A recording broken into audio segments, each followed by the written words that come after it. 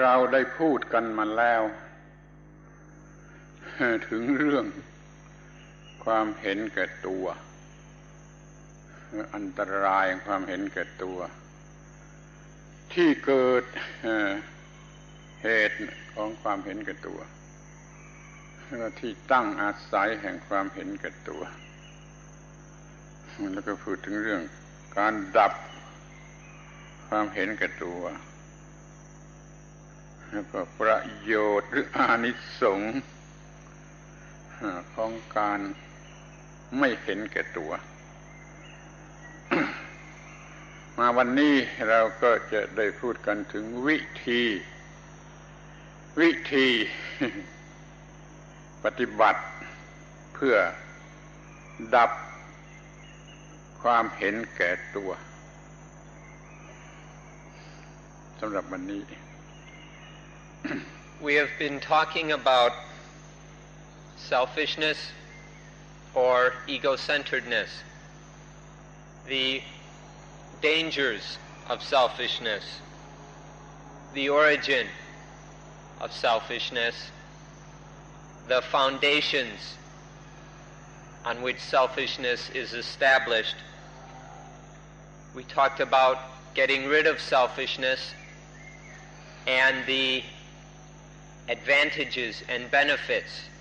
or the anisong, of destroying selfishness. In today's talk, we will look at the method of practice that eliminates selfishness. เรากล่าวได้ว่า โดยหลักใหญ่ๆเนี่ยจะดับกิเลสหรือความเห็นแก่ตัวนี้ได้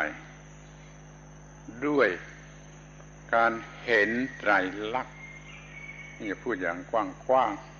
ๆจะดับความเห็นแก่ตัวได้ด้วยการเห็นไตรลักษณ์คือไม่เที่ยงเป็นทุกข์เป็นอนัตตา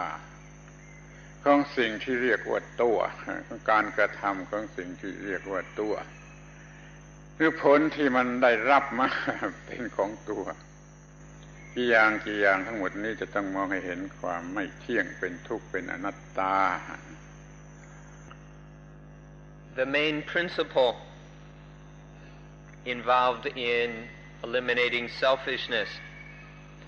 is to realize the three characteristics of things, that they are impermanent, unsatisfying, and not self. In general, to see that all the things that we attach to as self and all the results of that attachment which we take to be mine, so all the things that we take to be I and mine, to see that they are impermanent, unable to satisfy, and selfless. This is the general principle.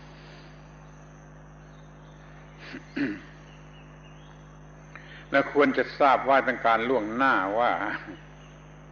การบรรลุมรรคผลนิพพานบรรลุมรรคผลมรรคสี่ผลสี่นิพพานหนึ่งเป็นขั้นไปทั้งหมดนั้นล้วนแต่เป็นผลของการเห็นอนิจจังทุกขังอนัตตาทั้งนั้นเริ่มเห็นก็เรียกว่าเห็นเริ่มเห็นจักษุมีจักษุเห็นธรรมแล้วก็เห็นอนิจจังทุกขังอนัตตาเพิ่มขึ้นเริ่มขึ้นไปเป็นขั้นมากขึ้นก็บรรลุเป็นโสดาบันเป็นสกิทาคามีเป็นอนาคามีเป็นอรหันต์ไปตามลำดับล้วนแต่การเพิ่มการเห็นไตรลักษณ์นี่ทั้งนั้นไม่มีอื่นเห็นไตรลักษณ์แล้วก็เพิ่มให้มากขึ้นก็จะเป็นการบรรลุมรรคผลไปตามลำดับ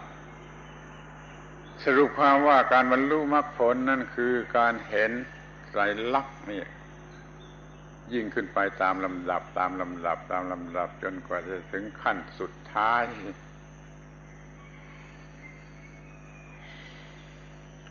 you should know in advance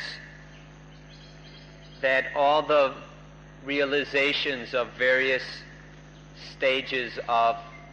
spiritual attainment are merely the result of penetrating impermanence, unsatisfactoriness, and not self to the various degrees. We call each of these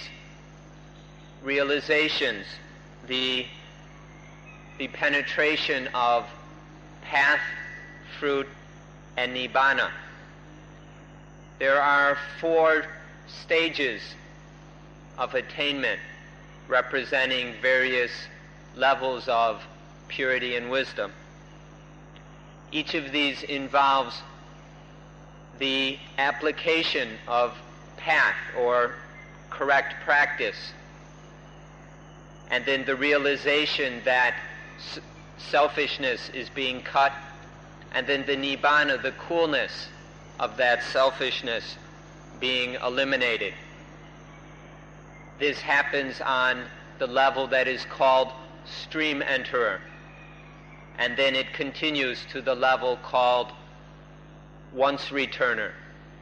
and then the level of non-returner, and finally the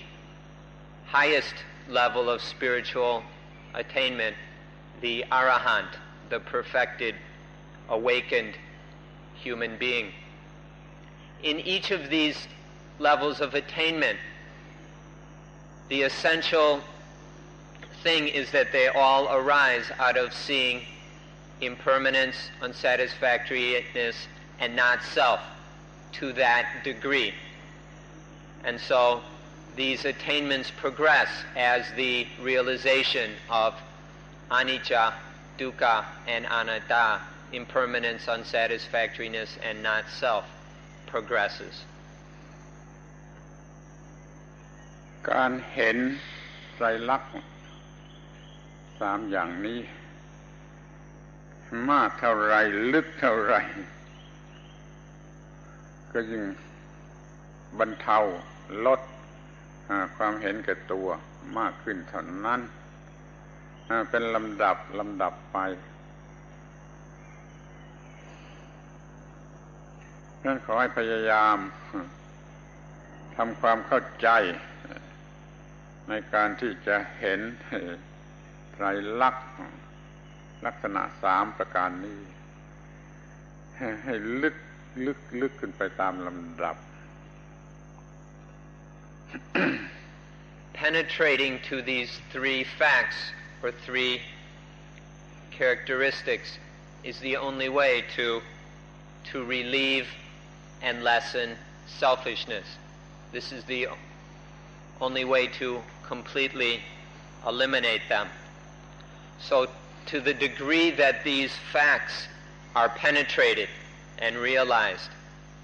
to that degree selfishness will lessen and dissolve. So this obviously points to the need to be very interested in these 3 facts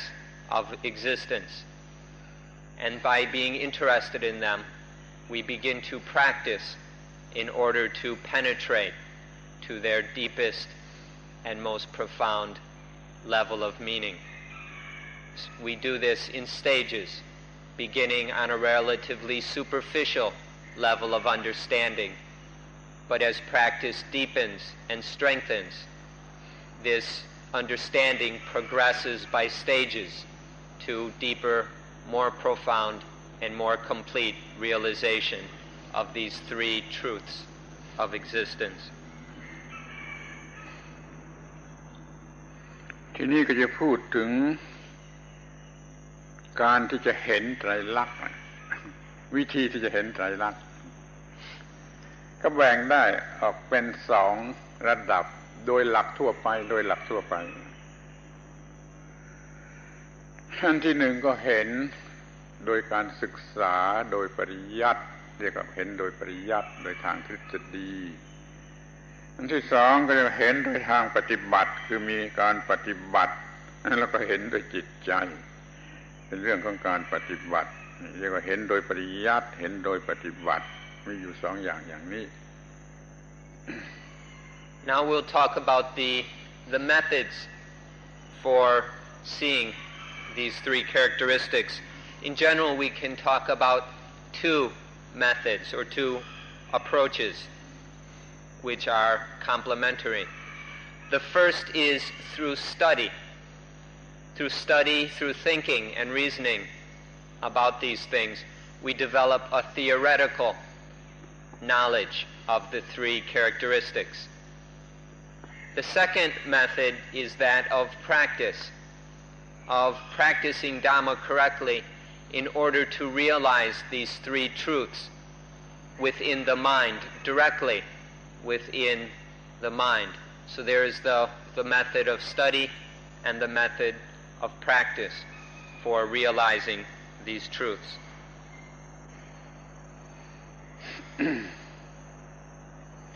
เกี่ยวกับเรื่องนี้ก็ควรจะเข้าใจคำว่าความรู้ที่เกิดมาจากการศึกษาธรรมดานี่ก็ได้ความรู้แล้วก็มาการคิดคำนวณโดยเหตุผลโดยวิธี reasoning ก็เป็นความรู้แล้วอันสุดท้ายเอามาทำความรู้สึกอยู่ในใจโดยไม่ต้องคิดไม่ต้องคำนวณ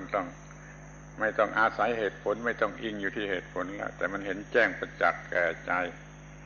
ก็เรียกว่าเห็นแจ้งเรียนไล่นี่ก็ได้ความรู้นั่นมันเป็นคำที่กำกวมว่าความรู้มันมีอยู่หลายชั้นแรกก็เรียนชั้นที่สองก็คิดชั้นที่สามก็เห็นแจ้งใครท่านรู้ไว้ว่ามันต้องทำถึงสามชั้นนี่เป็นเรื่องที่ต้องเข้าใจไว้ก่อน We're talking about knowledge, and we should understand that knowledge has three fundamental levels. The first level is the level of learning, of study, learning by hearing the words of another or by reading. This is knowledge, one level of knowledge. Then by taking that learning, thinking about it, reasoning about it, applying rules of logic, and so forth, we come to another kind of knowledge, the knowledge of reasoning. This is also knowledge, a second level of knowledge. But then there is a third kind of knowledge, the knowledge that comes from direct experience of that thing, of whatever truth it is, to be clearly aware of that truth without having to think about it, without having to reason or depend on any logic, any assumptions, or so forth.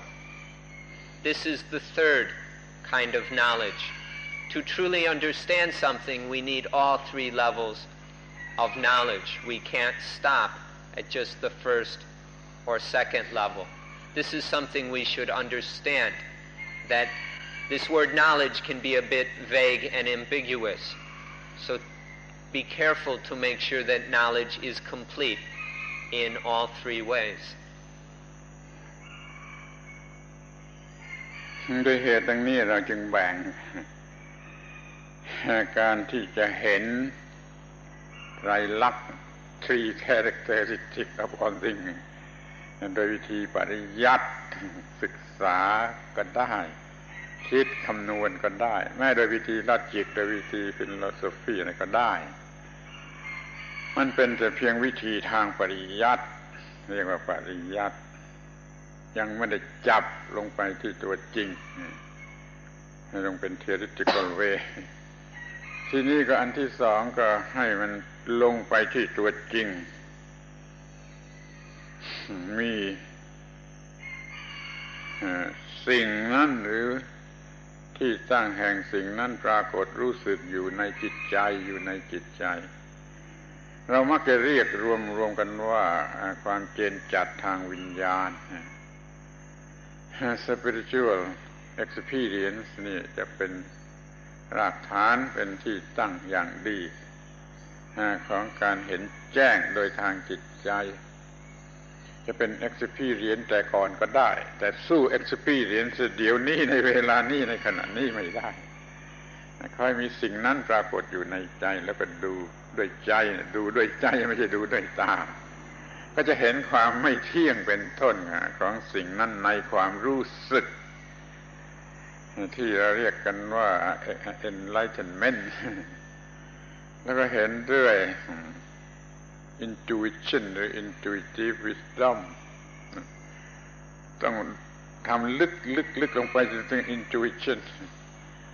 เห็นโดย intuitive wisdom ก็จะเป็นการเห็นโดยวิธีปฏิบัติ So these three characteristics of all compounded things can be seen on these three levels. There's the level of learning and the level of thinking, reasoning, and all philosophy. All philosophy, philosophical, theoretical systems would fit under the second kind of knowledge. This learning and thinking and philosophy all makes up the group of theoretical understanding. Then we come to and we can have some understanding of these three characteristics in a theoretical, even a philosophical way. But then we shouldn't overlook. We should be especially interested in understanding them directly by ourselves.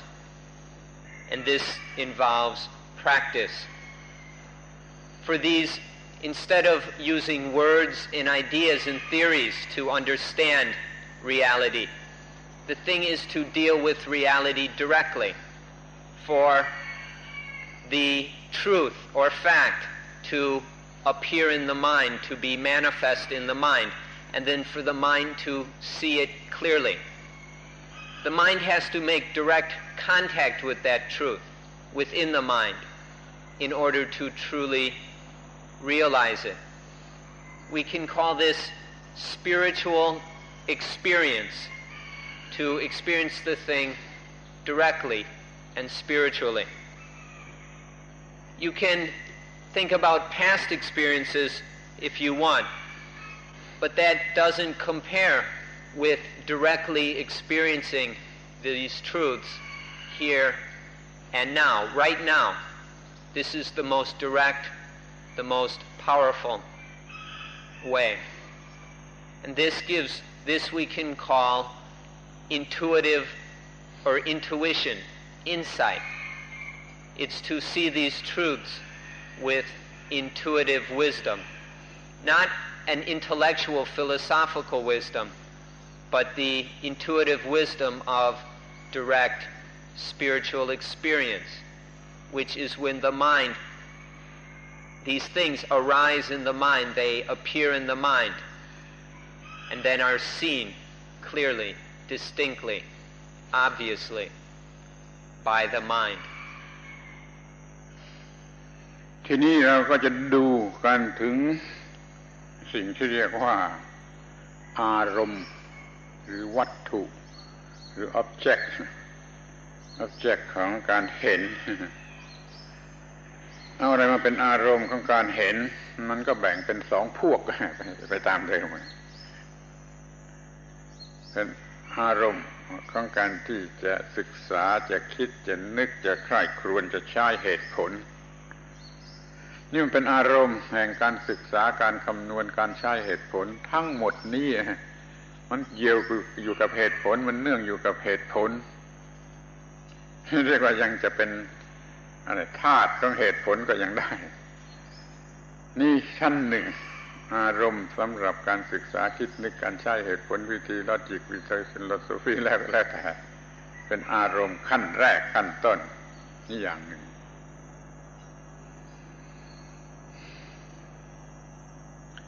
Now we'll talk about the objects, the matters that are taken up for contemplation in order to realize these three truths. These various objects that we can use can be separated into two groups once again. We can see them as two basic groups. The first group of objects are the objects that are used as the basis for thought, for intellection, for reasoning. These objects are used,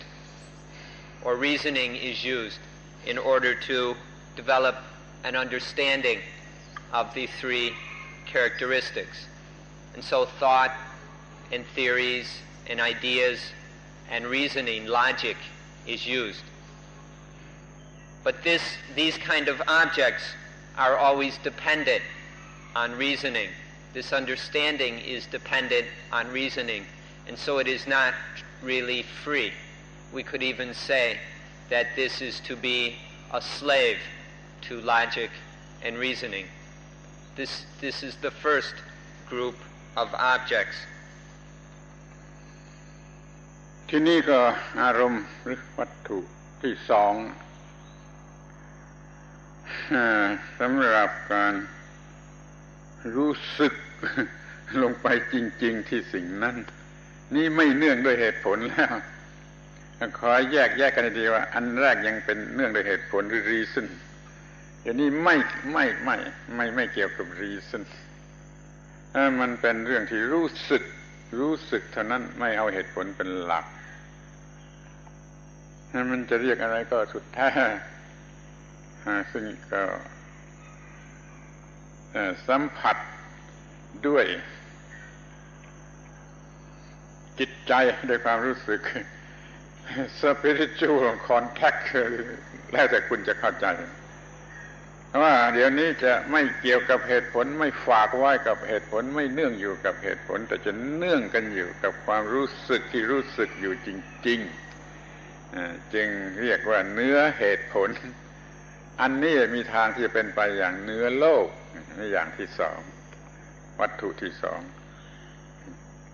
The second type of object or matter for contemplation are objects which the mind experiences directly. These objects have nothing to do with reasoning, with logic, or any kind of thought. They're completely free of logic and reasoning. They're not dependent on reasoning in any way. The first group of objects is always connected with reasoning, and so they are always dependent on or trapped within the limitations of reason and thought. The second group of objects are completely free of that. They have nothing to do with reasoning and thought.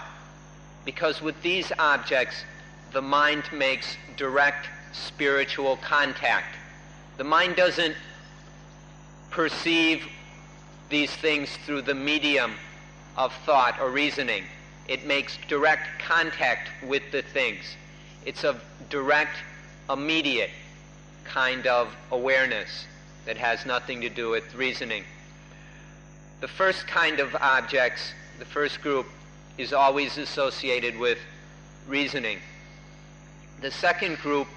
is above or beyond reasoning. And so it's through the second group of objects that we can go above and beyond the world as well. ตัวอย่างที่จะช่วยให้เข้าใจได้ง่ายขึ้นขอให้สนใจตัวอย่างเช่นว่าน้ำตาลมีความหวานถึงเราจะได้รับคำบอกเล่าว่าน้ำตาลมีความหวานทุกคนบอกว่าน้ำตาลหวานดูคนกินน้ำตาลก็รู้สึกว่าเขาพอใจแต่เขาจะไม่รู้จักความหวานได้เลยจนกว่าเขาจะได้กินน้ำตาลเข้าไปด้วยตนเองแล้วรู้สึกว่าความหวานเป็นอย่างไรก่อนนี้ไม่รู้จักความหวาน และไม่รู้จักเลยซ้ำไปว่าความหวานหมายถึงอะไรนี่ลองคิดดูถ้าไม่เคยกินน้ำตาลหรือของหวานมาแต่ก่อนนั้นมันไม่รู้ความหมายของคำว่าหวานแม้แต่ความหมายของคำพูดมันยังไม่รู้แล้วมันจะรู้รสของความหวานได้อย่างไรจนกว่าเมื่อไรเขาจะได้กินน้ำตาลแล้วเขาก็รู้สึกความหวานว่าอย่างไรความรู้อย่างนี้ที่เรียกว่ารู้โดยเห็นแจ้งแทงตลอดไม่เกี่ยวกับเหตุผลคนกินน้ำตาลรู้สึกอย่างนี้คือรู้สึกว่าหวานแล้วก็พูดกันบอกกันว่าหวานหวานหวานถ้าสุนัขกินน้ำตาลมันก็หวานแต่มันก็พูดไม่ได้มันก็ไม่ได้พูดว่าหวานแต่มันก็รู้อย่างยิ่งรู้สิ่งที่เรียกว่าหวานหรือความหวานความรู้สึกต่อความหวานก็จะมีต่อเมื่อได้สัมผัสกับสิ่งนั้นโดยตรงและจิตใจเป็นผู้รู้สึกเรื่องเกลือของเค็มเรื่องน้ำส้มของเปรี้ยวอะไรก็เหมือนกันทั้งนั้นแหละจนกว่าจะได้สัมผัสสิ่งนั้นด้วยจิตใจจึงจะรู้เพียงแต่บอกเล่าให้ฟังกันนี่ไม่มีทางใครบ้างจะพูดให้คนอื่นฟังรู้จักความหวานได้โดยไม่ต้องชิมดูนี่ก็เหมือนกันนะความเป็นอนิจจังทุกขังอนัตตานี่บอกกันอีกบอกกันอีกอ่านนั้นก็มากฟังก็มากคิดก็มากมันก็ยังไม่เท่ากับว่าอะไรกินน้ำตาลรู้สึกสิ่งนั้นด้วยจิตใจโดยตนเองจึงจะรู้จักอนิจจังทุกขังอนัตตาชนิดที่รู้สึกด้วยใจ realization หรือ spiritual experience ขึ้นมา We've got a very easy example to point this point out for you. Think about sweetness, the sweetness of sugar.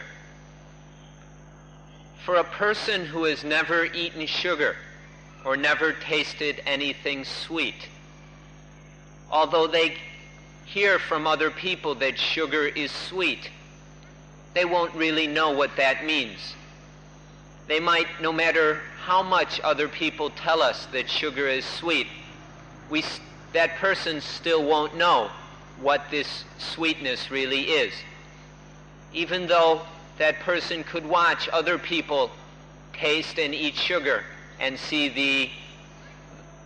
the joy they had in that sweetness, still the person who had never tasted sweetness wouldn't know what sweet means. But once that person goes and tries some sugar, then they will have the direct experience of what sweetness is. In this way, the two kinds of knowledge are incomparable. The knowledge of just hearing from somebody else's words or from thinking about it is not the same as direct experience of sweetness. Until the person actually tastes and experiences sweetness for him or herself, until then there is no real understanding of what sweetness is.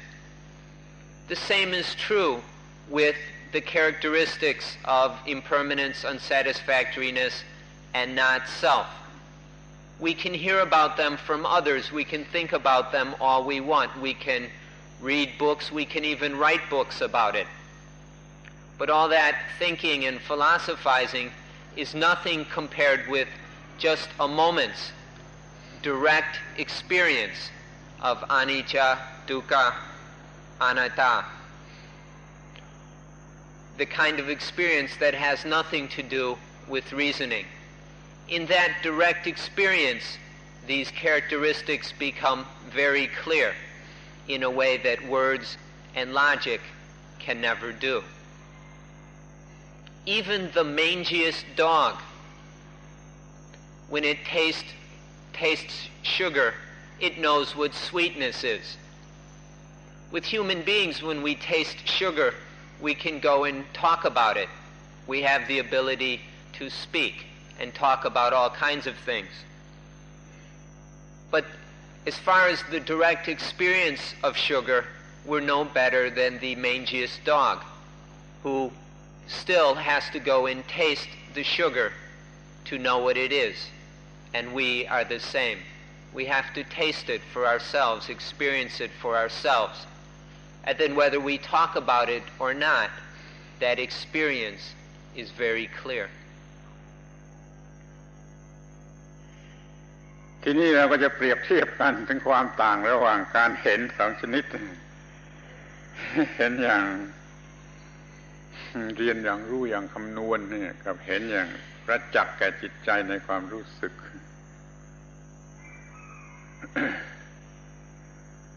เมื่อเราได้รับคำบอกว่าน้ำตาลหวานเราก็ไม่อาจจะรู้สึกว่าหวานเขาจะพูดกันอย่างไรอย่างไรเราก็ไม่อาจจะรู้สึกว่าหวานไม่รู้รสของคำว่าหวานมันก็ไม่เกิดความรู้สึกทางจิตใจ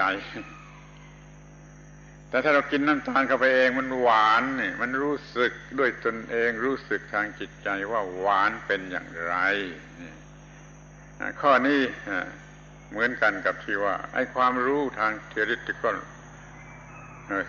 ทางโดยทาง theoretical คือทาง theoretical way มันไม่ทำให้เกิดผลเป็นความเปลี่ยนแปลงทางจิตใจความเปลี่ยนแปลงทางจิตใจไม่อาจจะเกิดอาจจะเกิดความเปลี่ยนแปลงทางภายนอกความรู้ความคิดความนึกอะไรนี่แต่ความเปลี่ยนแปลงทางจิตใจที่เกี่ยวกับยึดมั่นถือมั่นนี่ไม่มีความรู้ทางปริยัตินี่ยังไม่ทำให้เกิดการเปลี่ยนแปลงทางจิตใจโดยตรงแต่ความรู้ทางการปฏิบัติเนี่ยมันทำให้เกิดการเปลี่ยนแปลงอย่างแท้จริงอย่างยิ่งขึ้นมาในจิตใจมันต่างกันมากถึงอย่างนี้นั้นเราจงพยายามกันให้ถึงขั้นของความรู้ในทางจิตใจโดยตรงเพื่อจะเกิดความเปลี่ยนแปลงทางจิตใจ Now we'd like to talk about the influence that these two ways of knowledge have upon life. The person who has never tasted sugar, no matter what people tell them about sugar, it still won't lead to any sense of what sugar is like. They won't have any feeling for sugar. They'll be completely indifferent because they don't know what sweetness is. But once they taste sugar for themselves and know what sweetness is, then they have a feel. They have a sense of sweetness, and this has it, and then sweetness has an influence on them. Just the words doesn't lead to sweetness having any influence, but the direct experience of it gives sweetness some influence. It leads to certain changes in one's feelings and attitudes. The same is true with the truths of anicca, dukkha, anatta. By developing theoretical understanding of them, it doesn't really lead to a feel for them. There's no direct understanding of them, and so it really doesn't have any influence. It doesn't have much of an influence on life. It surely doesn't have any influence on the mind. The mind continues attaching to things as always. But when there is direct spiritual contact and experience of impermanence, unsatisfactoriness, and not-self, this has a very profound influence on the mind. When the mind actually realizes these directly, clearly, distinctly, then this leads to the lessening, the dissolving, and the disappearing of attachment and of selfishness. This difference is very, very important. Just by thinking about these three truths doesn't really change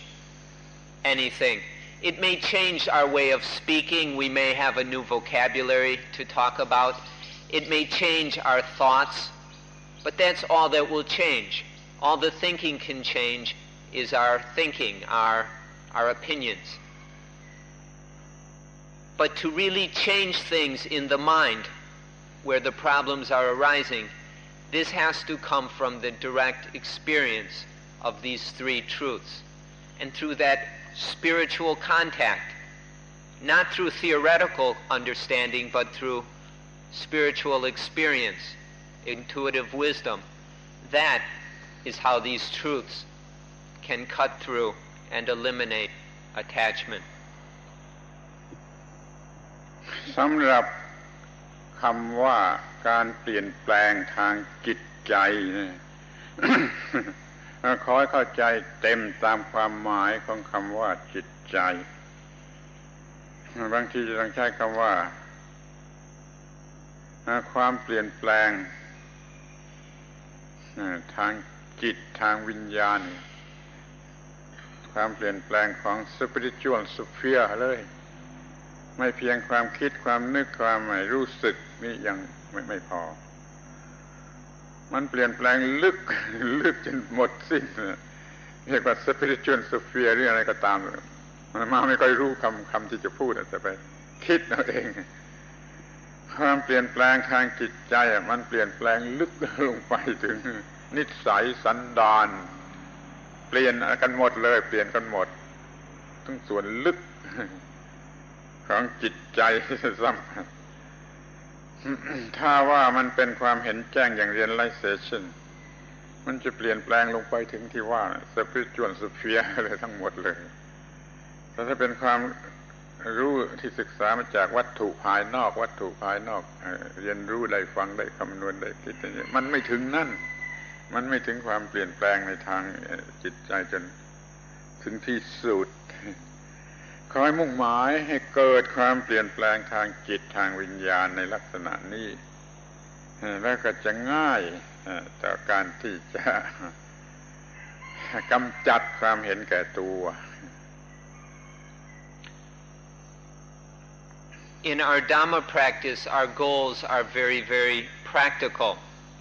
We're practicing to bring about a fundamental change in life. And so we're talking about what is capable of bringing about this change, and mere theoretical understanding does not lead to any fundamental change. It only leads to a superficial change in the thinking, or maybe the words we speak. It takes the direct spiritual experience to bring about a true and profound change in the mind. And this is the importance of direct experience of the three truths. We want to emphasize that when we talk about the mind we could also discuss as having various layers or levels or whatever. Mere theoretical thought and understanding only has a superficial influence upon the mind. There's no real deep and profound effect. But through the direct contact of the mind with these three truths, these three facts of existence, then there is an influence that goes all the way to the deepest part of the mind. It penetrates to the very core of the mind, to what we might call the spiritual sphere of the mind. Much of the mind is only concerned with worldly, material, external things. And this part of the mind can be influenced by thinking and reasoning. But to get to the real depths of the mind, to totally transform the entire mind, requires to get all the way to the spiritual sphere, the spiritual center of the mind. And this requires the change that is brought about by direct experience, by intuitive wisdom of the three facts of life. แต่อย่างไรก็ตาม เราย่อมเห็นได้ชัดเจนว่า การได้รับคำบอกว่าน้ำตาลหวานหวานนั่นเป็นเหตุให้เราไปแสวงหาน้ำตาลมากินนั่นเป็นเหตุให้เราพยายามที่จะกินน้ำตาลมันก็มีมูลเหตุมาแต่การบอกว่าน้ำตาลหวานซึ่งเป็นเพียงความรู้อะไรก็ไม่รู้แล้วก็มีท่าทางดูน่าอร่อยแล้วก็เลยแสวงหามากินเองดูก็นี่ก็จึงรู้สึกหวานนั่นเราก็ขอบใจความรู้ทางปริยัติที่เราจะได้อ่านจากหนังสือหรือจะได้ฟังจากทางนั้นทางนี้เพื่อให้รู้สิ่งเหล่านี้เป็นความรู้ชนิดภายนอกนี่ก่อนก็จะทำให้เกิดความอยากที่จะถึงความรู้ในชั้นภายในคือได้มีธรรมะได้เข้าถึงไอ้ตัวจริงของธรรมะคอยรู้จะเพียงว่ารู้อย่างศึกษารู้อย่างคำนวณนั้นไม่พอต้องมีความรู้อย่างเห็นแจ้งแทงตลอดแทงตลอดนี่ก็คงจะแปลยากหรือจะตรงกับคำว่า penetrate นั่นน่ะมันแทงตลอดไปเลยต้องเป็นความรู้ชนิดเห็นแจ้งแทงตลอด realize penetrate สองอย่างรวมกันขอให้สนใจทำกระทำให้มันเกิดวัตถุอันนี้ขึ้นมาแล้วรู้แจ้งแทงตลอดต่อวัตถุอันนี้โดยเฉพาะอย่างยิ่งเขาบอกล่วงหน้าว่าทำอานาปานสติเถิดมันจะเป็นเหมือนกับการหยิบน้ำตาลมากินเข้าไปดู Although there is this great difference between theoretical understanding and direct experiential spiritual understanding, in spite of this, that theoretical understanding is the cause for the spiritual understanding. If nobody told us about sugar, if nobody explained how sweet sugar was, how delicious it was, then we would never go and taste it. And so that beginning theoretical understanding about sweetness led to our going and finding some sugar, tasting it, and then knowing it for ourselves. And so although that theoretical knowledge is not enough, it's not the real thing, we can be very thankful for it because it was the cause of our finding out what the real thing is. It's the same way with Dhamma practice. The theoretical understanding is not the real Dhamma. It's just words in theory about the Dhamma. But nonetheless, it is the cause. It's what gets us started. We hear about how wonderful the Dhamma is, how delicious it is, how sweet. And then we begin to practice in order to realize the Dhamma for ourselves. That theoretical knowledge isn't the true knowledge of Dhamma, but it's the knowledge which we can be very thankful for, whether we read it in books, hear it in talks, or whatever. That theoretical knowledge gets us going, begins us practicing in order that we can experience the Dhamma for ourselves. So it involves active work. It involves activity. To realize the Dhamma is an activity which we must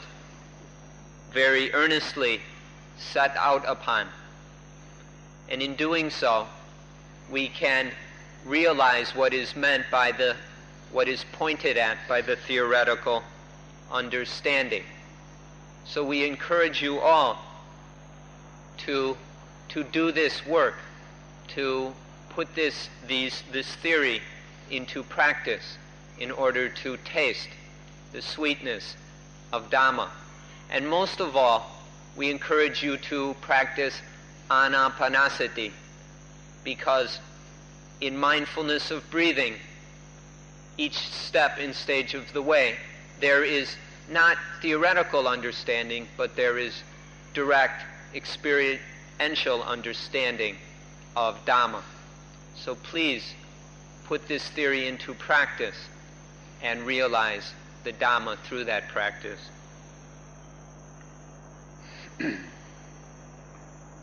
การพูดว่าวิธีอานาปานสติเป็นวิธีเดียวเป็น proper way ที่จะมีอารมณ์แห่งการเห็นแจ้งได้แท้จริงขอให้เข้าใจว่าที่พูดนี้ไม่ใช่เป็นการpropaganda ให้แก่อานาปานสติอย่างการค้าขายอย่าได้เข้าใจอย่างนั้นอย่าได้คิดว่าที่นี่พูดกันแต่เรื่องอานาปานสติที่อื่นทำไมไม่พูดเราได้ผ่านมาทุกอย่างแล้ว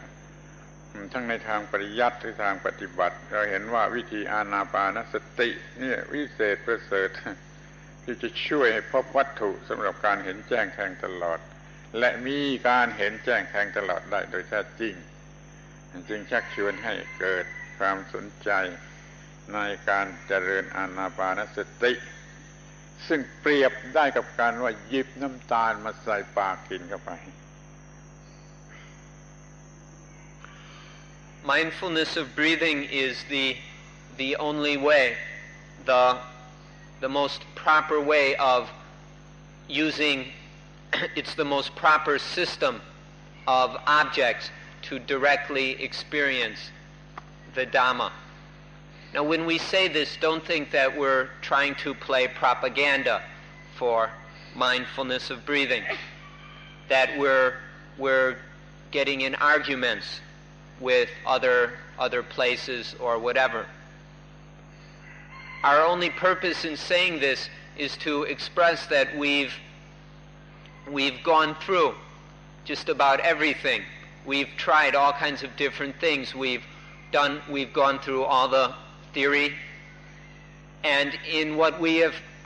in our experience, mindfulness of breathing is the most direct and the most efficient way to realize, to truly penetrate to these three facts, to penetrate to them not in a superficial way or in a out of balance or deceptive way, but to truly get to their essence. This anapanasati is the most efficient and complete way of doing so, as far as our experience can say.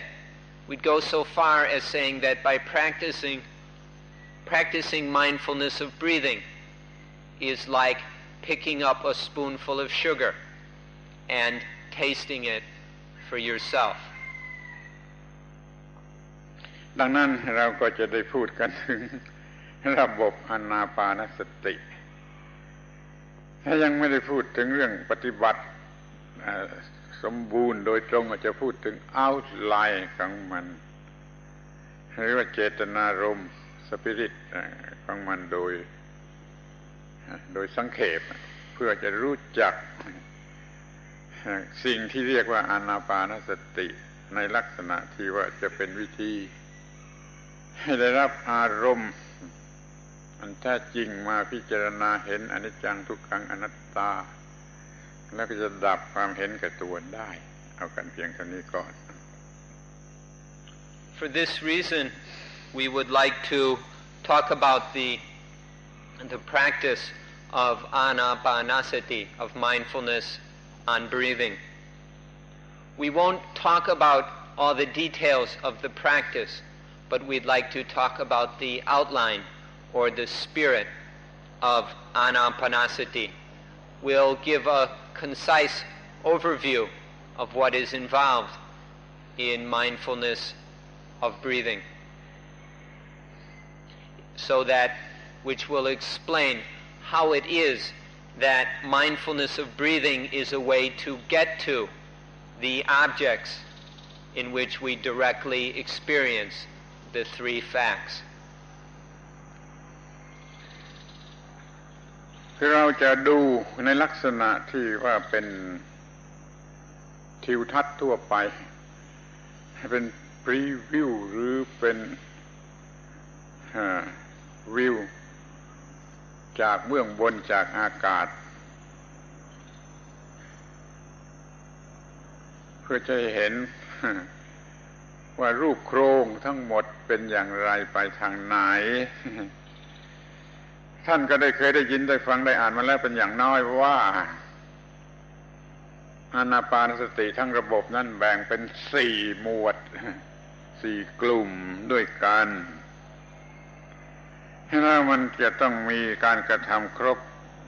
ทั้ง4หมวดนั่นเสียก่อนจึงจะได้พบวัตถุและตัวจริงของอนิจจังทุกขังอนัตตาอย่างสมบูรณ์มาดูอย่างพรีวิวพาโนรามิกวิวอย่างนี้กันก่อน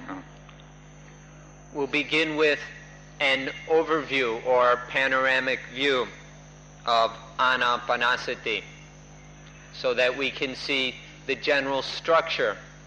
of mindfulness of breathing as well as where it goes, how it gets there and where it's heading.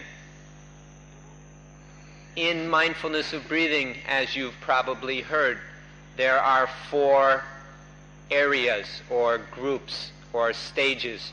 of practice. In each of these 4 groups are necessary. They must be completed in order to truly meet or truly experience the objects that will reveal the 3 facts of life. And not only that, in order to directly experience those 3 facts themselves. หมวดที่ 1 หมวดที่ 1 first address เป็นเพียงรวบรวมกำลังใจหรือหากำลังของสมาธิคือกำลังใจเพียงพอที่จะแทงเข้าไปในสิ่งทั้งปวงเพื่อจะพบความจริงของสิ่งทั้งปวงตามธรรมดาจิตใจของเราฟุ้งซ่านไม่เป็นสมาธิ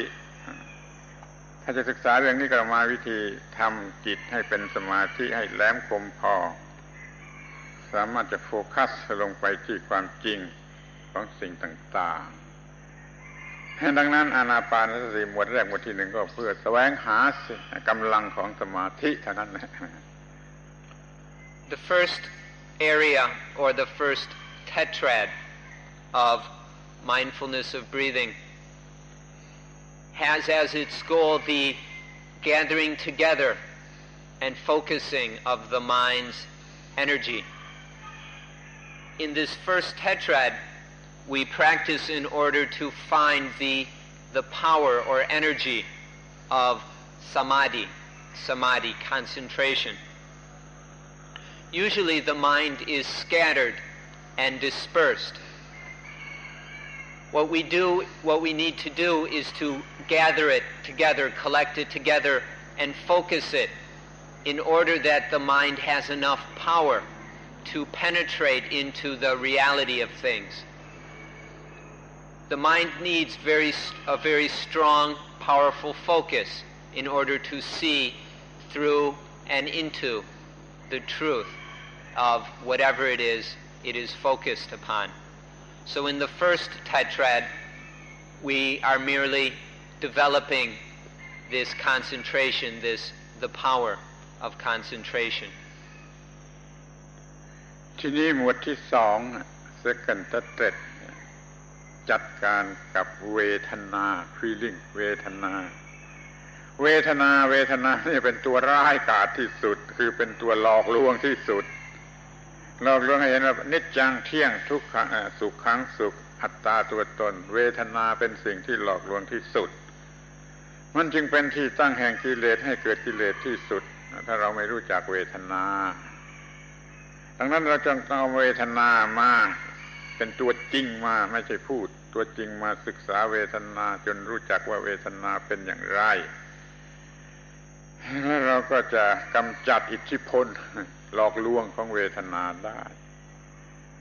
จะเอาเวทนาคิดนึกคำนวณนี่ก็ไม่ได้ต้องเอาเวทนาตัวจริงมา นั้นเราจึงทำอานาปานสติหมวดที่หนึ่งก็จะได้เวทนาที่เป็นสุขที่สุดมาแล้วมาดูเห็นว่าแม้อย่างนั้นก็ไม่เที่ยงเป็นทุกข์เป็นอนัตตาและหลอกลวงกันสักเท่าไหร่นี่จำเป็นนะมันต้องมีไอ้ตัวร้ายตัวการร้ายกาจนั่นมาสำหรับศึกษาดูให้เห็นว่าโอ้ไม่เที่ยงเป็นทุกข์เป็นอนัตตาจึงต้องจัดการกับเวทนามีเวทนามาสำหรับเห็นแจ้งแทงตลอดนี่หมวดที่สอง In the second tetrad we deal with the Vedana, the feelings. The feelings are very dangerous things. The various pleasant, unpleasant, and uncertain feelings are the basis which cook up all kinds of defiled thought and behavior. And so we have to learn how to manage these Vedanas so they don't cook up all kinds of defilement. Even though the mind may be very concentrated, there can still be some very happy feelings coming in and interfering. So in the second tetrad we take those very, very happy, some of the greatest happiness, in order to examine it. Usually the Vedana delude us into thinking that things are permanent, beautiful, and satisfying, and that they are selves. And so what we do is we take these most pleasant feelings, the happiest feelings, and penetrate through them into seeing that they are actually impermanent, unsatisfying, and not self. In doing so, we are able to cut through or eliminate the influence that these Vedana have upon us. And so they no longer have any power to condition any defilement. And then in this way, we learn how to deal with the Vedana so they no longer interfere with the mind. This is the second tetrad, dealing with the Vedana, the feelings. In doing so, we of course use the genuine feelings which are taking place within the mind. It's dealing with the real thing. It has nothing to do with logic or reasoning. ท่านก็จะพอเห็นได้เองว่าเวทนานี่มีหลายร้อยหลายพันชนิดหรือหลายหมื่นชนิดเวทนาทั้งหลายแต่อาจจะสรุปได้เป็นว่า pleasant and non pleasant สองอย่างเท่านั้นที่เราก็เอาชนิดที่ pleasant ที่สุดที่มี attractiveness ที่สุดคือสุขเวทนาที่เกิดจากอานาปานสติสมาธิเนี่ยมัน attractive ที่สุดซึ่งจะหลงยึดหลงติดเห็นแก่ตัวได้ง่ายมันเอาเวทนานี่มาเอาเวทนาสูงสุดมาชนะเวทนาสูงสุดได้แล้วก็ชนะเวทนาอื่นๆได้หมดกระทั่งเวทนาที่ไม่เป็นสุขนั่นที่แท้ที่เราจึงพยายามอย่างยิ่งที่เอาเวทนาชนิดที่สูงสุดมาเป็นปีติเป็นสุขตามในชื่อเรียกของอานาปานสติมาพิจารณาดูโอ้ไอ้นี่ตัวหลอกลวงหลอกให้เห็นว่าเที่ยงว่าเป็นสุขว่าเป็นอัตตาแล้วเราก็ทะเลาะวิวาทกันเพราะเวทนาทางกามารมณ์ก็ดีมิใช่กามารมณ์ก็ดีอำนาจวาสนาอิทธิพลอะไรก็ดีมันล้วนแต่มาจากความต้องการจะมีเวทนาที่ถูกใจตนเอาเวทนาสูงสุดมาดูเห็นว่ามันหลอกลวงทำให้เกิดความคิดที่เป็นอันตรายกำจัดความหมายหรือคุณค่าของมันเสียมันก็ไม่หลอกลวงได้อีกต่อไปนี่เป็นหมวดที่สามที่เป็นบทเรียนอันใหญ่หลวงจะกำจัดศัตรูร้ายกาจของมนุษย์เลยนี่หมวดที่สามหมวดที่สอง You're probably thinking that there are dozens or hundreds or even thousands of feelings, and there are. But we can categorize them all as either pleasant or unpleasant. What we do in mindfulness of breathing in this second tetrad is take the most pleasant of all those pleasant feelings. We take the most blissful feelings that everyone is searching for and attaching to, and we examine them until we see through them and cut off or cut through their influence. In the first tetrad, in developing samadhi, there arise very powerful and very pleasant feelings. And so in the second tetrad, we examine, we contemplate, we fully experience these various kinds of pleasant feeling, rapture, happiness, joy, bliss, whatever we want to call them. Usually these very subtle, these very powerful, very pleasant feelings that come out of mindfulness of breathing concentration are something we attach to very strongly. They're the most attractive kinds of feelings, and we attach to them with great strength. And then through this attachment, they're tricking us into thinking that they are permanent, beautiful, satisfying, and that they are selves. And this leads us into all kinds of efforts to acquire more and more of these pleasant feelings because of this attachment to them. So in the second tetrad, we deal with these feelings directly and examine them and contemplate them until seeing that they too are impermanent,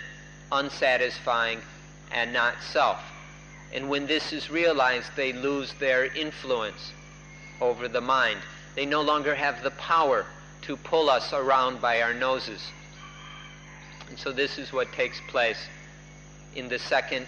tetrad. Usually because of our desire for these pleasant feelings, we do all kinds of things in order to acquire them. Sometimes we try and get these happy feelings from sex or from sensual pleasures. Other times we do it from our thinking or for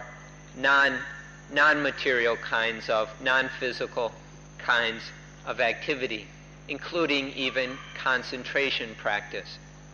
But whatever the source of these pleasant feelings, they still are the basis for attachment, and they can still disturb the mind to no end and lead to all kinds of defiled, selfish behavior. So in this tetrad, we see through them and see that they are merely impermanent, unsatisfying, and not self. This is the work of the second tetrad of mindfulness of breathing. ถ้าอาตมาจะพูดว่าท่านทั้งหลายทุกคนเป็นทาสของเวทนา enslaved by เวทนาท่านคงจะไม่เชื่อและจะด่าอาตมาด้วยขอให้ฟังดูดีๆจะไม่เชื่อและจะด่าเอาด้วยแต่ว่าที่จริงทุกคนเป็นทาสของเวทนาจะเป็นเวทนาชนิดพลิสเซนหรือนอนพลิสเซนก็ตามมันนำไปหากามารมณ์หาของรักก็ได้มันนำไปให้ฆ่าคนก็ได้เวทนานั่นแหละแล้วแต่เวทนามันจะจูงไปในทางไหนโพสิทีฟหรือเนกาทีฟก็ได้นี่เราเป็นทาสของเวทนาเวทนาดึงไปให้ไปทำตามความต้องการของเวทนาที่มันชวนให้รักก็มันก็รักถ้าไม่ถูกใจเป็นเวทนาไม่ถูกใจมันก็เกลียดมันก็มีสองอันนี้เท่านั้นคือรักกับเกลียดยินดีหรือยินร้ายเป็นโพสิทีฟหรือเนกาทีฟถ้าเรายอมรับว่าเราเป็นทาสของโพสิทีฟหรือเนกาทีฟมันก็คือเป็นทาสของเวทนาถ้าเราจะเปลื้องเราให้พ้นความเป็นทาสทำให้เราเป็นอิสระนี่เราจะต้องเปลื้องตัวออกมาเสียจากอิทธิพลของเวทนาดังนั้นมาศึกษาเวทนากันให้รู้โดยประจักษ์ชัดแจ้งตามที่เป็นจริงและเอาชนะมันเสียให้ได้ก็คือชนะความเห็นแก่ตัวเพราะเวทนา นี่เป็นใจความเนี่ยสำคัญของอานาปานสติกลุ่มที่สอง If I was to say to you that you are enslaved to the Vedana, if I said you're enslaved to the Vedana, first of all, you wouldn't believe me. And second, you would probably scold and criticize me for saying it. You would probably start complaining. But the fact of the matter is that everyone is enslaved to the Vedana, whether pleasant Vedana or unpleasant Vedana. These feelings are pulling us around all the time. Depending on the kind of feeling, it pulls us in the appropriate direction. We're constantly being dragged around because of our enslavement to feelings. All the kinds of when something is lovely, beautiful, attractive, then the feelings arising out of that pull us towards sensuality in trying to get and possess and keep those beautiful, attractive things. And when things are unattractive, then the unpleasant feelings that arise lead us to want to harm, destroy, and even kill because of those unpleasant feelings. We're slaves to these feelings. They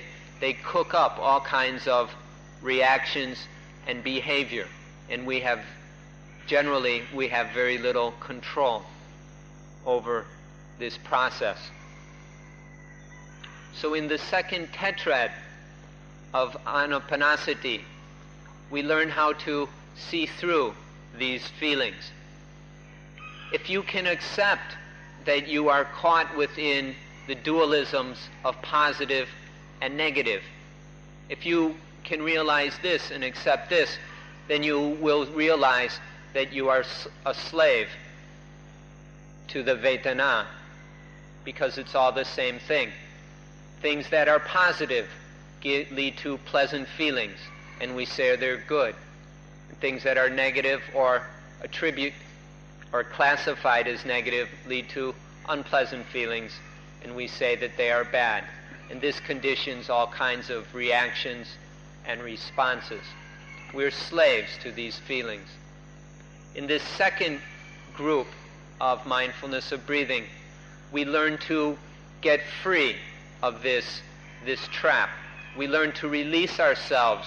from this enslavement to the Vedana by seeing through them. And then they no longer have the power to dominate our lives. They are no longer our masters. This is the essence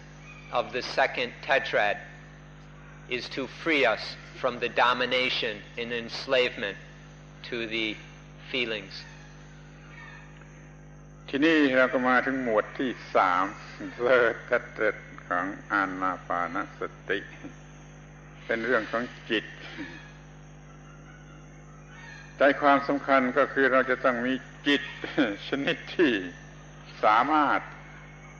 ที่จะทำหน้าที่อันนี้จะมองเห็นสิ่งเหล่านี้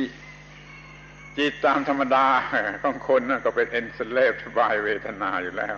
มันก็ไม่สามารถที่จะทำหน้าที่อันถูกต้องอันสมบูรณ์ได้เราจึงมีวิธีอบรมจิตธรรมดาให้เป็นจิตพิเศษขึ้นมาเพื่อจะเห็นแจ้งแทงตลอดความจริงเหล่านี้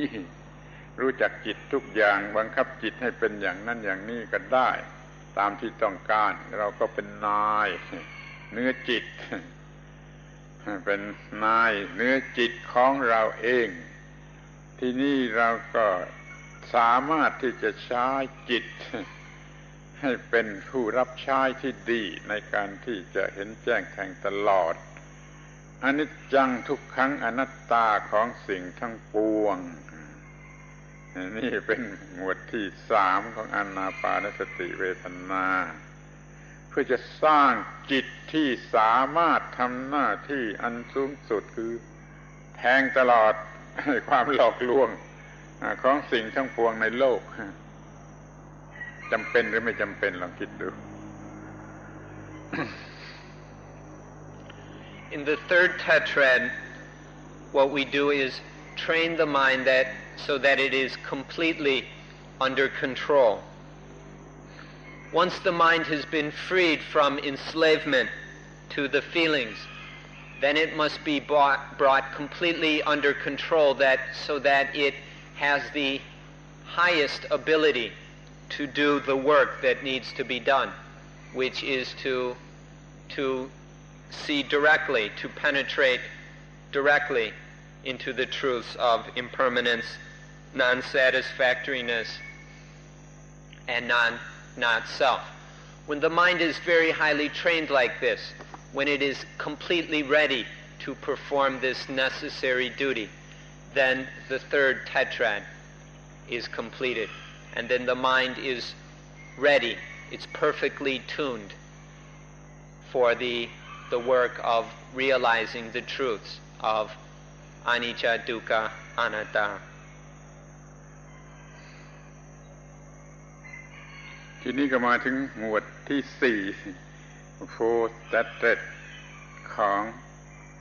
อานาปานสติภาวนา รวมใจความสั้นๆก็ว่ารู้จักรู้แจ้งรู้จักสิ่งทั้งปวงธรรมทั้งปวงทุกสิ่งทุกอย่างทั้งปวงที่มันหลอกลวงเราที่มันครอบงำจิตใจของเราเพราะเราไม่รู้มันตามที่เป็นจริงเราจึงถูกหลอกลวงเดี๋ยวนี้จะมารู้มันเสียตามที่เป็นจริงในทุกแง่ทุกมุมของสิ่งทั้งปวงนี่เรียกว่ารู้จักสิ่งทั้งปวงใช้จิตที่ฝึกฝนดีแล้วมีสมาธิแล้วรู้จักเวทนาแล้วหลอกลวงไม่ได้อีกแล้วจิตที่เป็นอิสระอย่างนี้มาดูสิ่งทั้งปวงให้รู้แจ้งถึงที่สุดของการเห็นอนิจจังทุกขังอนัตตา The fourth tetrad is seeing everything, seeing all things as they really are. This means seeing all the things that have deceived us and that are deceiving us, to see all of these deceptive things as they truly are. They have been able to deceive us because we don't see them as they really are. So now we take the mind that has been highly trained, the mind that has been concentrated in step 1 or in tetrad 1, and then that has transcended the power of the feelings in step 2,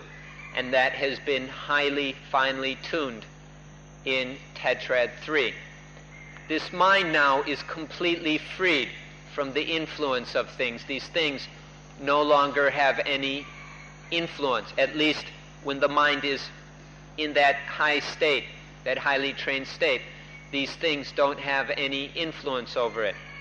And then that highly trained mind is used to examine, to contemplate everything, to see that they are impermanent, unsatisfying, and not self.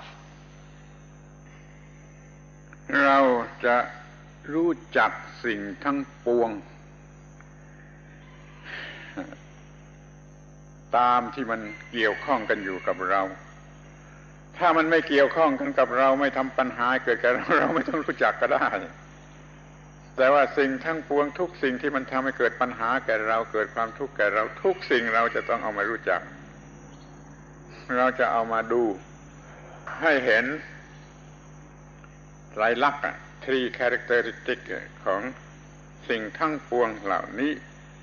โดยวิธีที่เห็นแจ้งทาง spiritual enlightenment มันก็เป็นเรื่องที่ละเอียดอ่อนมากลึกซึ้งมากสุขุมมากซึ่งจะต้องตั้งใจทำให้ดีแล้วเราจะดูสิ่งทั้งปวงเพื่อให้รู้จักสิ่งทั้งปวงด้วยจิตใจที่เตรียมไว้ดีแล้วแทงตลอดอนิจจังทุกขังอนัตตา When we say that we will see everything, what we mean is all the things that come into contact with us, all the things with which we are concerned. Anything that we have no business with or that we never come into contact with, that is not of our concern. In this fourth tetrad, we take all the things that have been causing us problems. We take all the things that make up our life. These are what we contemplate in order to penetrate into their truths, to have direct spiritual contact, to have direct insight and experience into the impermanence, unsatisfactoriness, and not self of those things. And then they will no longer have any power or ability to trouble or disturb us anymore.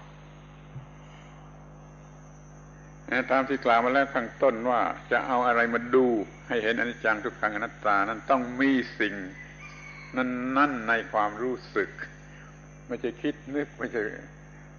อ้างถึงคำนวณเอาไม่ใช่ต้องมาอยู่ในความรู้สึก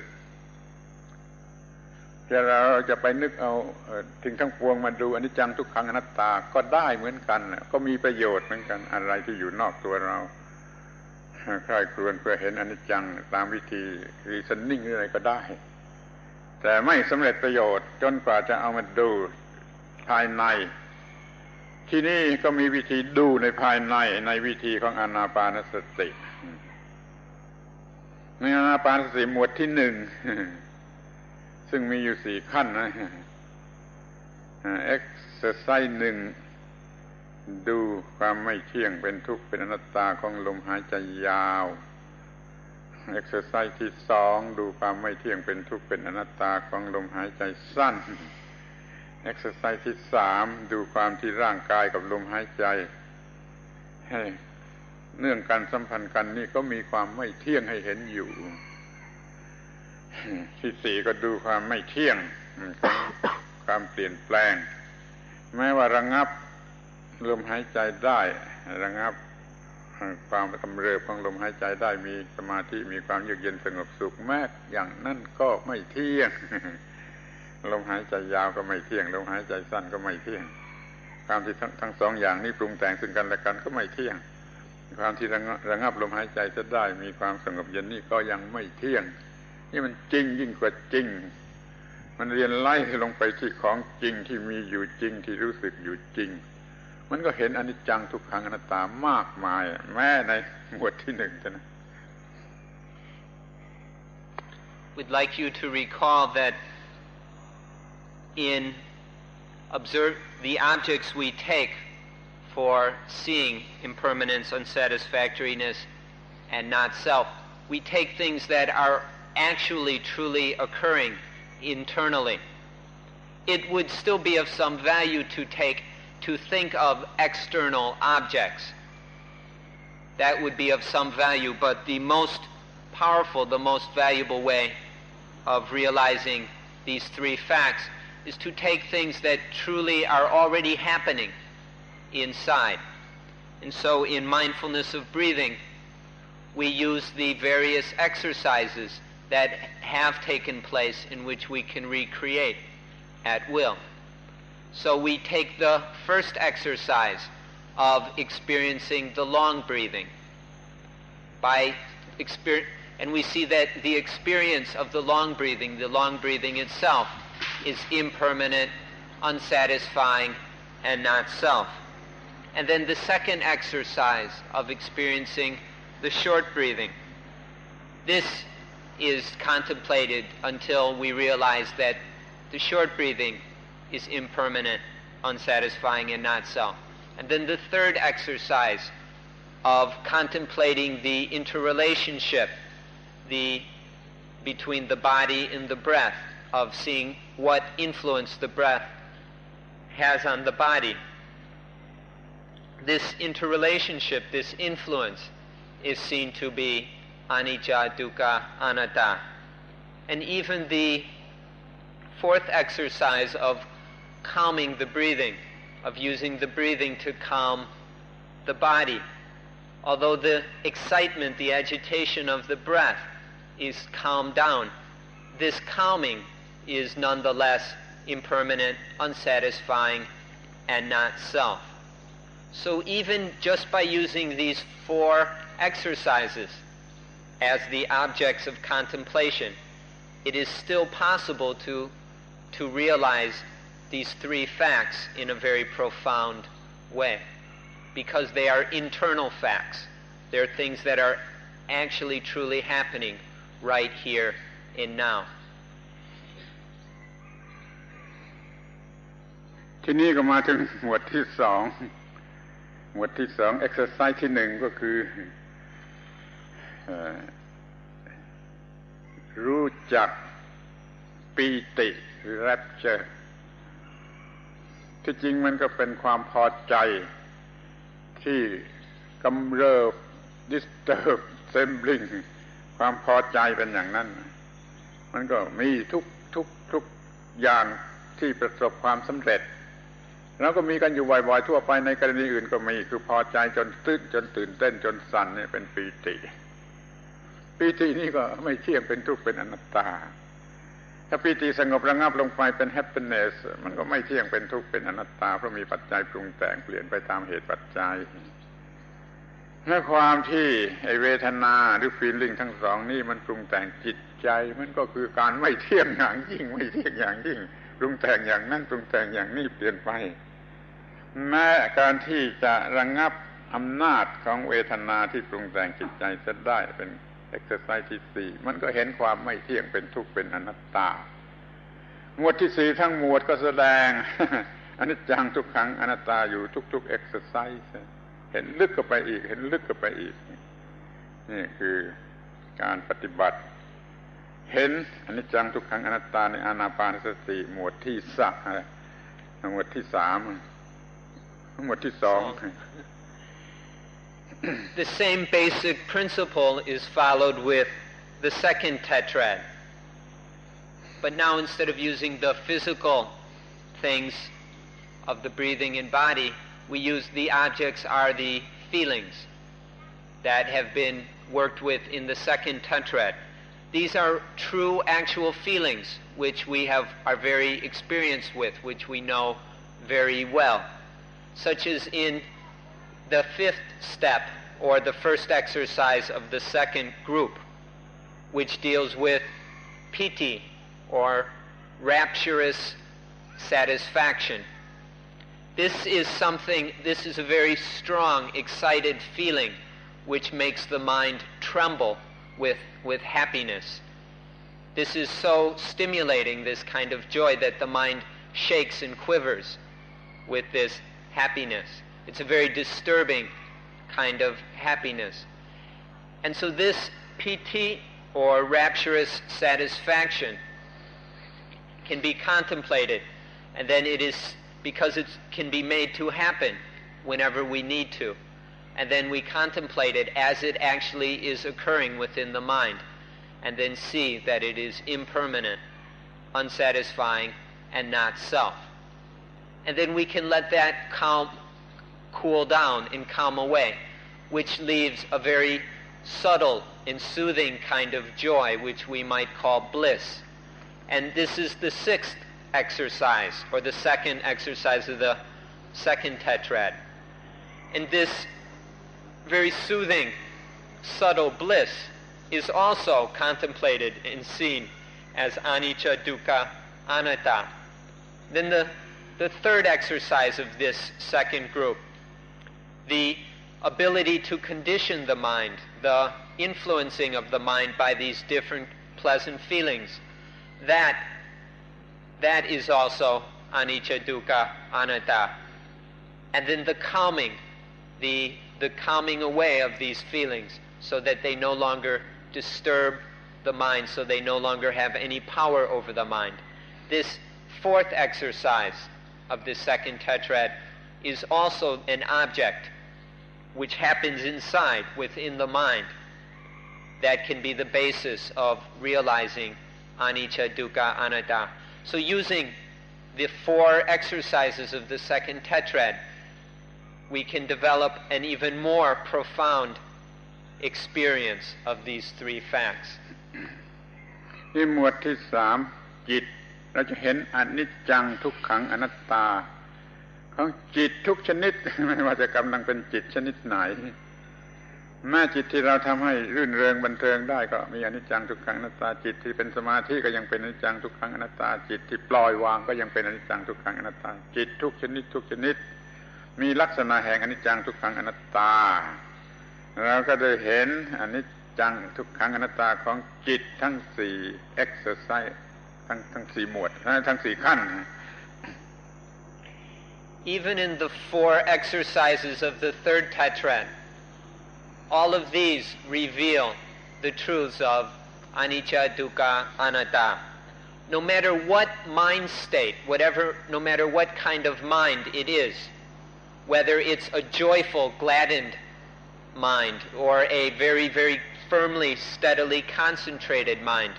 or a mind that has been liberated from all attachment, no matter what the mind state is, whatever kind of mind it is nonetheless impermanent, unsatisfying, and not self. And so these 4 exercises of the third tetrad are just more objects for realizing these 3 truths. ที่รวบรวมดูอานาปานสติ3หมวดหมวด1มี4 exercise 3หมวดเป็น12 exercise ทั้ง12 exercise ล้วนแต่พบอนิจจังทุกขังอนัตตานี่มากพอแล้วหรือมากจะเกินไปแล้วด้วยซ้ำไปที่จะเห็นอนิจจังทุกขังอนัตตาประโยชน์อย่างยิ่งของการปฏิบัตินี่ก็คือเพื่อเห็นอนิจจังทุกขังอนัตตา exercise ที่1ของหมวดที่4ทำมาก็คือเห็นอนิจจังอย่างยิ่งโดยเฉพาะใน12 exercise ที่ปฏิบัติมาแล้วนี่หมวดที่4เห็นอนิจจังของทุกสิ่งที่ทำให้เกิดปัญหาแก่เราภายนอกไม่พอเอาภายใน12ขั้นนี่พอเกินพอเห็นอนิจจังทุกขังอนัตตา So there are these 3 tetrads, and each tetrad has 4 exercises. That's the meaning of tetrad. So there are 12 exercises to contemplate, to take as the objects. And in each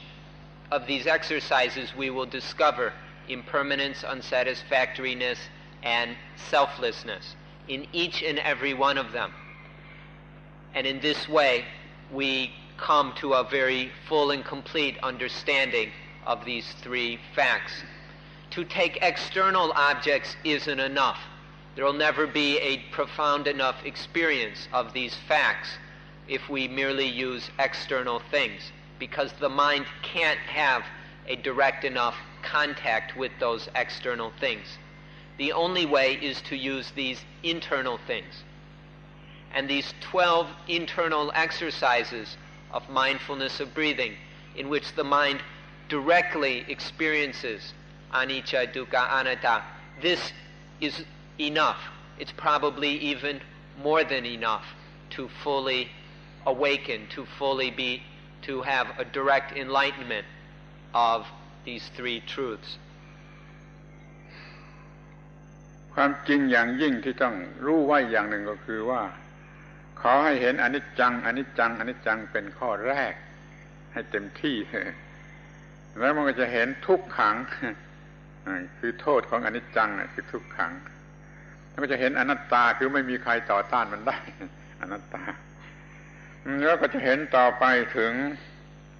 สุญญตาไม่มีอัตตาที่จะต่อต้านได้แต่ก็ว่างจากสุญญตา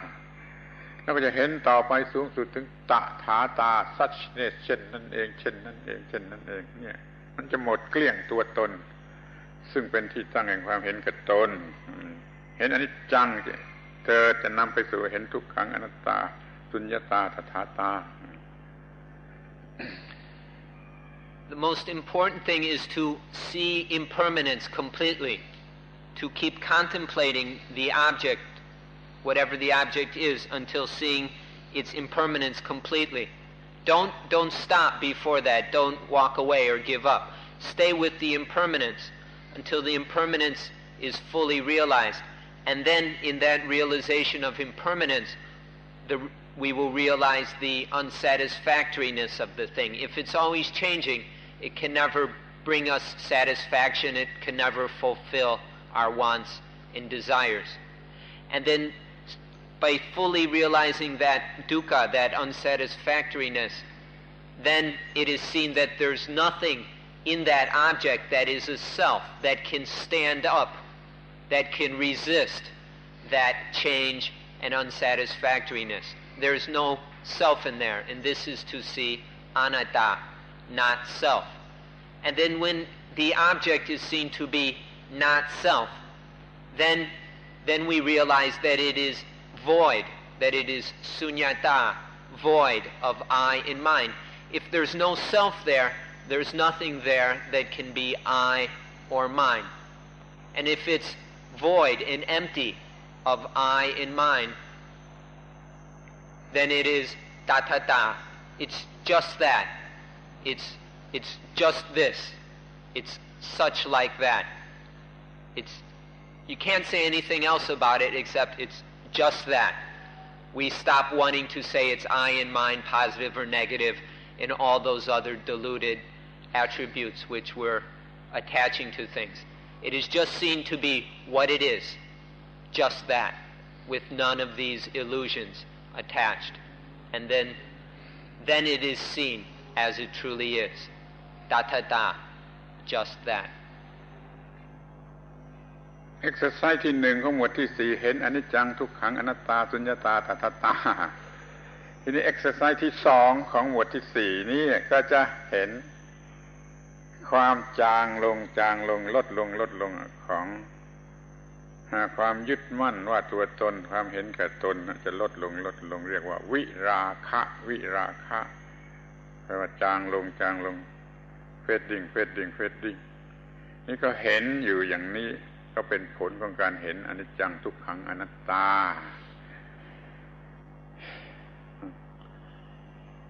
The first step of the last tetrad is contemplating impermanence, unsatisfactoriness, not self, voidness, and tathata, just thatness or suchness. This is the 13th step overall, or the first step of the fourth tetrad. The second step of the fourth tetrad is to contemplate, to keep the mind focused on the fading away of attachment. The result of seeing impermanence and so forth is up through tathata, is that attachment begins to break up, dissolve, and fade away. This dissolving of attachment is what is contemplated in the second step of this tetrad. Exercise ที่3ของหมวดที่4ก็เห็น extinction หรือความดับลงแห่งความยึดมั่นถือมั่นหรือความมีตัวหรือความเห็นแก่ตัวก็ตามมันคลายไปแล้วก็ดับลงตามลำดับจนดับหมดดับสิ้นสุดแห่งความยึดมั่นถือมั่นว่าตัวตนก็ดับหมดแห่งความเห็นแก่ตนเรียกว่าเห็นความดับแห่งความเห็นแก่ตน The result of fully realizing this fading away of attachment is that attachment ceases. Step 15 is the contemplation of the extinction, the remainderless extinction of attachment. By remainderless, this means once it's extinguished, it's completely gone, it will never come back again. Step 15 is contemplating this final extinction of attachment to things as self or as belonging to self, as I and mine. ทีนี้ขั้นสุดท้ายยังจะต้องมีขั้นหนึ่งอย่าเห็นว่าเกินคือเห็นว่าเดี๋ยวนี้โยนทิ้งอัตตาหรือความเห็นแก่ตัวออกไปหมดแล้วต้องเห็นซ้ำลงอีกทีว่าฉันได้โยนทิ้งไปหมดแล้วอีกทีนึงขั้นที่4ของหมวดที่4หน้าหัว ทิ้งไปหมดแล้วยังจะต้องเห็นบางทีว่ามันทิ้งไปหมดแล้วนี่เรียกว่าเห็นการสลัดหมดซึ่งอัตตาหรือ selfishness. And there's one last step. Now that in step 15 all attachment has been thrown away, all attachments, all objects of attachment, all I, all mine, and all selfishness has been thrown away. There remains one last step. The final exercise is to see that all I and mine has been thrown away, that we've tossed it off and are no longer burdened by it. This is a bit funny that we have to go and realize it, but this is the final step, is to clearly see that all these attachments, all self and all selfishness has been thrown away. I've gotten rid of it all, finally. This is the thing that must be clearly realized in the last step. ที่จะมีความคิดหรืออิโมชันใดๆเกิดขึ้นในใจรบกวนอยู่ในจิตใจจงทรงในการเห็นอนิจจังทุกขังอนัตตาเนี่ยเป็นอาวุธไปฆ่ามันจะหมดอำนาจที่จะทำให้เราเป็นทุกข์